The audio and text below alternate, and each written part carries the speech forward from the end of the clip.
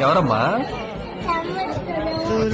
ఈ తమ్ముడే తన అక్క తమ్మై లాలించే లాలించే అక్కకే తను కన్న తండ్రై పాలించే పాలించే కాలమాగి చూసిన అనుబంధమే ఇదిలే వయసు మీరిన పాసమే ఒక కావ్యమైనదిలే.